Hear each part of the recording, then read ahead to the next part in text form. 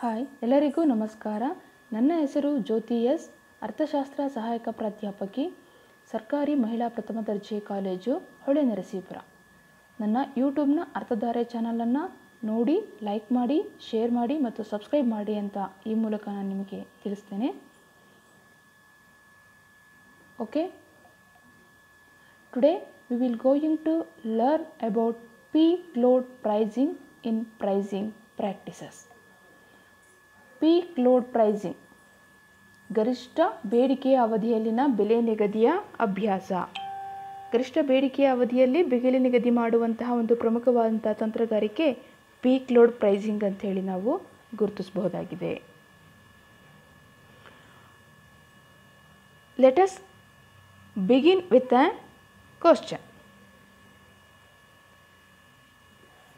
Consider a firm that experiences two costs, a capacity cost and a marginal cost. How should capacity cost be priced? ಈಗ ಒಂದು ಸಂಸ್ಥೆ ಎರಡು ರೀತಿಯ ವೆಚ್ಚಗಳನ್ನು ಹೊಂದಿದೆ ಅಂತ ಹೇಳಿ ನಾವು ಭಾವಿಸ್ಕೊಂಡ್ರೆ ಅದು ಸಾಮರ್ಥ್ಯದ ವೆಚ್ಚ ಮತ್ತು ಸೀಮಾಂತ ವೆಚ್ಚ ಎಂಬುದಾಗಿ ನಾವು ಭಾವಿಸ್ಕೊಳ್ಳೋಣ. ಸೀಮಾಂತ ವೆಚ್ಚವೇನೋ ಬೆಲೆಯಲ್ಲಿ ಸೇರಲ್ಪಡುತ್ತೆ ಅನ್ನುವುದನ್ನು ನಾವು ಇದುವರೆಗೆ ಅಭ್ಯಾಸ ಮಾಡ್ತಾ ಬಂದಿದ್ದೇವೆ. ಮಾರ್ಜಿನಲ್ ಕಾಸ್ಟು ಹೇಗೆ ಬೆಲೆಯ ಮೇಲೆ ಪರಿಣಾಮವನ್ನು ಬೀರುತ್ತೆ ಅನ್ನೋದನ್ನು.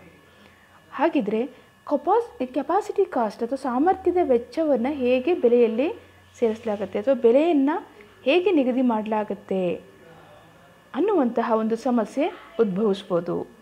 ಇಂತಹ ಸಮಸ್ಯೆಗೆ ಉತ್ತರವೇ ಪೀಕ್ ಲೋಡ್ ಪ್ರೈಸಿಂಗ್. ಈ ಪೀಕ್ ಲೋಡ್ ಪ್ರೈಸಿಂಗನ್ನು first time pioneered by Marshall Boiteux. Marshall Boiteux ಅನ್ನುವಂತಹ ಅರ್ಥಶಾಸ್ತ್ರಜ್ಞರು ಮೊದಲಿಗೆ ಗರಿಷ್ಠ ಬೇಡಿಕೆಯ ಅವಧಿಯ ಬೆಲೆ ನಿಗದಿಯ ತಂತ್ರವನ್ನು ಪರಿಚಯ ಮಾಡಿದ್ದಾರೆ.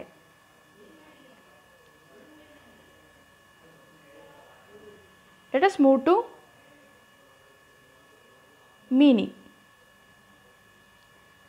The peak load pricing is the pricing strategy wherein the high price is charged for the goods and services during times when their demand is at peak.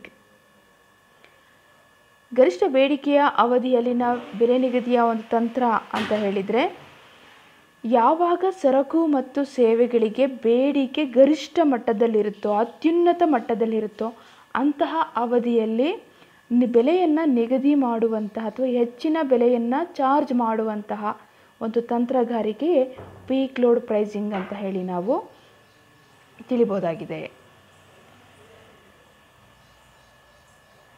The high price charge during the high demand period is called as the peak load pricing. ನಾನು ನಿಮಗೆ ಮೊದಲೇ ಹೇಳಿದಾಗೆ ಗರಿಷ್ಠ ಬೇಡಿಕೆ ಇರುವಂತಹ ಸಂದರ್ಭದಲ್ಲಿ ಅಧಿಕ ಬೆಲೆಯನ್ನು ವಿಧಿಸುವಂತಹ ಒಂದು ವಿಧಾನವನ್ನು ನಾವು ಪೀಕ್ ಲೋಡ್ ಪ್ರೈಸಿಂಗ್ ಅಂತ ಹೇಳಿ ಕರೀಬಹುದಾಗಿದೆ. It is a form of intertemporal price discrimination based on efficiency. ನಾವು ಮೊದಲೇ ನೋಡಿದ್ವಿ, ಮಾರ್ಜಿನಲ್ ಕಾಸ್ಟ್ ಅನ್ನುವಂಥದ್ದು ಆಲ್ರೆಡಿ ಬೆಲೆಗೆ ಸೇರಲ್ಪಡುವಂಥದ್ದು ಮತ್ತು ಬೆಲೆಯನ್ನು ನಿರ್ಧರಿಸುವಲ್ಲಿ marginal cost is a main factor. ಇಲ್ಲಿ ಕೆಪಾಸಿಟಿ ಕಾಸ್ಟ್ ವಿಚಾರಕ್ಕೆ ನಾವು ಬಂದಾಗ ಅದು ಎಫಿಷಿಯನ್ಸಿಯನ್ನು ಅವಲಂಬಿಸಿರುತ್ತೆ. ಅಂತ ಹೇಳಿದರೆ, ಇರುವಂತಹ ಉತ್ಪಾದನಾ ಸಾಮರ್ಥ್ಯದಲ್ಲಿಯೇ ಬೇಡಿಕೆ ಅಧಿಕವಾದಂತಹ ಬೇಡಿಕೆಯನ್ನು ಮೀಟ್ ಮಾಡಬೇಕಾಗಿರುವಂತಹ ಒಂದು ಸನ್ನಿವೇಶ ಆ ಉದ್ಯಮ ಸಂಸ್ಥೆಗೆ ಬರುತ್ತೆ. ಹಾಗಾಗಿ ಅಂತಹ ಗರಿಷ್ಠ ಬೇಡಿಕೆಯನ್ನು ತನ್ನ ಬಳಿ ಇರುವಂತಹ ಉತ್ಪಾದನಾ ಸಾಮರ್ಥ್ಯವನ್ನು ಬಳಸ್ಕೊಂಡು ಅದು ಪೂರೈಕೆ ಮಾಡಬಹುದಾದಂತಹ ಒಂದು ಸನ್ನಿವೇಶ. ಹಾಗಾಗಿ ಈ ಒಂದು ಬೆಲೆಯನ್ನು ಪೀಕ್ ಲೋಡ್ ಪ್ರೈಸಿಂಗ್ ತಂತ್ರಗಾರಿಕೆಯನ್ನು ದಕ್ಷತೆಯನ್ನು ಆಧರಿಸಿ ನಿರ್ಧರಿಸುವಂತಹ ಬೆಲೆ ಅಂತೇಳಿ ನಾವು ಹೇಳ್ಬೋದಾಗಿದೆ. ಅಂತ ಹೇಳಿದರೆ ಇದು ಒಂದು ರೀತಿಯ ಬೆಲೆ ತಾರತಮ್ಯ. ಬೆಲೆ ತಾರತಮ್ಯ ಹೇಗೆ ಆಗುತ್ತೆ? ಬೇಡಿಕೆ ಹೆಚ್ಚಾದ ಸಂದರ್ಭದಲ್ಲಿ ಯಾವಾಗ ಅದಕ್ಕೆ ಬೇಡಿಕೆ ಇರುತ್ತೋ ಆ ಸಂದರ್ಭದಲ್ಲಿ ಇರುವಂತಹ ದಕ್ಷತೆಯನ್ನು ಆಧರಿಸಿ ಹೆಚ್ಚಿನ ಉತ್ಪಾದನೆಯನ್ನು ಕೈಗೊಂಡು ಪೂರೈಕೆ ಮಾಡೋದರಿಂದ ಆ ಒಂದು ಇರುವಂತಹ ಆ ಬಂಡವಾಳ ಸರಕುಗಳಿಗೆ ತಗುಲುವಂತಹ ಹೆಚ್ಚಿನ ಒಂದು ವೆಚ್ಚವನ್ನು ಅಥವಾ ಅವುಗಳಿಗೆ ತಗುಲುವಂತಹ ಒಂದು ಡಿಫ್ರೆನ್ಷಿಯೇಷನ್ ಕಾಸ್ಟನ್ನು ಇದೆಲ್ಲವನ್ನು ಭರಿಸಲಿಕ್ಕೆ ವಿಧಿಸುವಂತಹ ಅಧಿಕ ಬೆಲೆಯೇ ಪೀಕ್ ಲೋಡ್ ಪ್ರೈಸಿಂಗ್ ಆಗಿರುತ್ತೆ. ಹಾಗಾಗಿ ಕಡಿಮೆ ಬೇಡಿಕೆಯ ಅವಧಿಯಲ್ಲಿ ಕಡಿಮೆ ಬೆಲೆಯನ್ನು, ಹೆಚ್ಚಿನ ಬೇಡಿಕೆಯ ಅವಧಿಯಲ್ಲಿ ಹೆಚ್ಚಿನ ಬೆಲೆಯನ್ನು ವಿಧಿಸೋದ್ರಿಂದ ಇದು ಒಂದು ರೀತಿಯ ಬೆಲೆ ತಾರತಮ್ಯ ಅಂತೇಳಿ ನಾವು ಹೇಳ್ಬೋದು. ಹಾಗೆ a firm discriminates on the basis of high usage, high traffic, high demand times and low demand times. ಯಾವ್ಯಾವ ಅವಧಿಯಲ್ಲಿ ಈ ಒಂದು ತಾರತಮ್ಯವನ್ನು ನಾವು ನೋಡ್ಬೋದು? ಆ ಒಂದು ಉತ್ಪನ್ನವನ್ನು ಹೆಚ್ಚು ಬಳಸುವಂತಹ ಅವಧಿಯಲ್ಲಿ, ಆ ಉತ್ಪನ್ನದ ಬಳಕೆಯಲ್ಲಿ ಉಂಟಾಗುವಂತಹ ದಟ್ಟಣೆಯ ಅವಧಿಯಲ್ಲಿ, ಹಾಗೆಯೇ ಅಧಿಕ ಬೇಡಿಕೆಯ ಸಂದರ್ಭದಲ್ಲಿ, ಕಡಿಮೆ ಬೇಡಿಕೆಯ ಸಂದರ್ಭದಲ್ಲಿ. ಹೈ ಯೂಸೇಜಲ್ಲಿ ಹೈ ಪ್ರೈಸ್ ಇರ್ಬೋದು, ಹೈ ಟ್ರಾಫಿಕ್ ನಿರ್ಮಾಣ ಸಂದರ್ಭದಲ್ಲಿ ಹೈ ಪ್ರೈಸ್ ಇರ್ಬೋದು, ಹೈ ಡಿಮ್ಯಾಂಡ್ ಟೈಮಲ್ಲಿ ಹೈ ಪ್ರೈಸ್ ಇರ್ಬೋದು, ಲೋ ಡಿಮ್ಯಾಂಡ್ ಟೈಮಲ್ಲಿ ಲೋ ಪ್ರೈಸ್ ಇರ್ಬೋದು. ಹಾಗಾಗಿ we called it as a intertemporal price discrimination.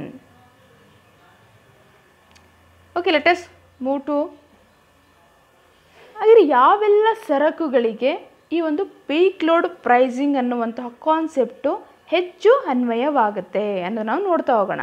ಅಂದರೆ ಸರಕುಗಳ ಸ್ವರೂಪವನ್ನು ಆಧರಿಸಿ ನಾವು ಈ ಒಂದು ಪೀಕ್ ಲೋಡ್ ಪ್ರೈಸಿಂಗನ್ನು ಅಳವಡಿಸ್ಕೊಳ್ಳೋದನ್ನು ಉದ್ಯಮ ಸಂಸ್ಥೆಗಳು ಕಾಣ್ಬೋದು.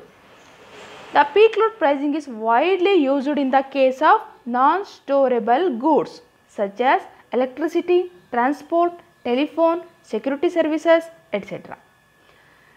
ಈ ಗರಿಷ್ಠ ಬೇಡಿಕೆಯನ್ನು ಹೊಂದಿರುವಂತಹ ಸರಕುಗಳಿಗೆ ವಿಧಿಸುವಂತಹ ಒಂದು ಗರಿಷ್ಠ ಬೇಡಿಕೆ ಅವಧಿಯಲ್ಲಿ ವಿಧಿಸುವಂತಹ ಒಂದು ಬೆಲೆಯ ತಂತ್ರಗಾರಿಕೆ ಆಗಿರುವಂತಹ ಈ ಒಂದು ಪೀಕ್ ಲೋಡ್ ಪ್ರೈಸಿಂಗನ್ನು ಯೂಸುವಲಿ ನಾನ್ ಸ್ಟೋರೇಬಲ್ ಗೂಡ್ಸ್ಗಳಿಗೆ ಮತ್ತು ನಾನ್ ಸ್ಟೋರೇಬಲ್ ಗೂಡ್ಸ್ಗಳ ಕೇಸಲ್ಲಿ ಹೆಚ್ಚು ಬಳಸಲಾಗುತ್ತೆ.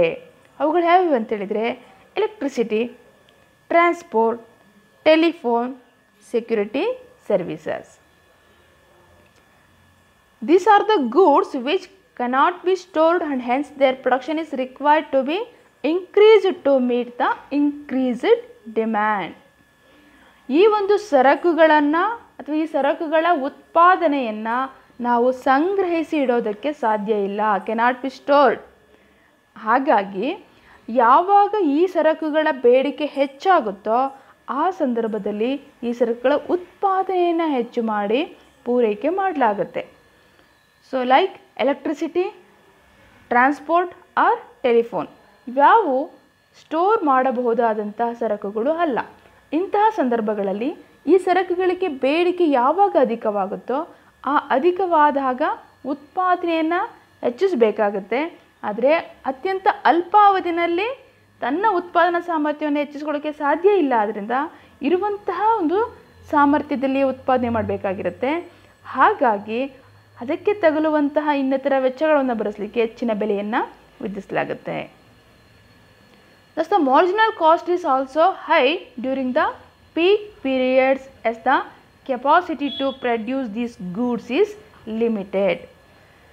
ಈ ಸಮಯದಲ್ಲಿ ಮಾರ್ಜಿನಲ್ ಕಾಸ್ಟ್ ಸಹ ಹೆಚ್ಚಾಗುತ್ತೆ. ನಾನು ನಿಮಗೆ ಹೇಳಿದಾಗ ಇರುವಂತಹ ಉತ್ಪಾದನಾ ಸಾಮರ್ಥ್ಯದ ದಕ್ಷತೆಯನ್ನು ಅವಲಂಬಿಸಿ ಸರಕುಗಳನ್ನು ಉತ್ಪಾದಿಸಿ ಅಧಿಕವಾಗಿರುವ ಬೇಡಿಕೆಯನ್ನು ಮೀಟ್ ಮಾಡಬೇಕಾಗಿರುತ್ತೆ. ಆದ್ದರಿಂದ ಆ ಒಂದು ಕೆಪಾಸಿಟಿ ಅಥವಾ ಉತ್ಪಾದನೆಯ ಕೆಪಾಸಿಟಿ ತುಂಬ ಲಿಮಿಟೆಡ್ ಆಗಿರುತ್ತೆ. ಆದ್ದರಿಂದ ಪ್ರತಿಯೊಂದು ಸರಕಿನ ಉತ್ಪಾದನೆಗೆ ತಗಲುವಂತಹ ಮಾರ್ಜಿನಲ್ ಕಾಸ್ಟ್ ಹೆಚ್ಚಾಗುತ್ತೆ. ಇದನ್ನು ನಾವು ಕೆಪಾಸಿಟಿ ಕಾಸ್ಟ್ ಅಂತೇಳಿ ಗುರುತಿಸುವಂಥದ್ದು. ಈ ಕೆಪಾಸಿಟಿ ಕಾಸ್ಟನ್ನು ಒಂದು ಭರಿಸುವಿಗಾಗಿ ಬೆಲೆಯನ್ನು ಹೆಚ್ಚು ಮಾಡಲಾಗುತ್ತೆ. ಇದೇ ಪೀಕ್ ಲೋಡ್ ಪ್ರೈಸಿಂಗ್. ನಾವು ಇದನ್ನು ಒಂದು ಡಯಾಗ್ರಾಮಲ್ಲಿ ನೋಡ್ಬೋದು. ಇಲ್ಲಿ ನಾವು ಎರಡು ಬೇಡಿಕೆ ರೇಖೆಗಳನ್ನು ನೋಡ್ತಾ ಇದ್ದೀವಿ, D1 ಮತ್ತು D2.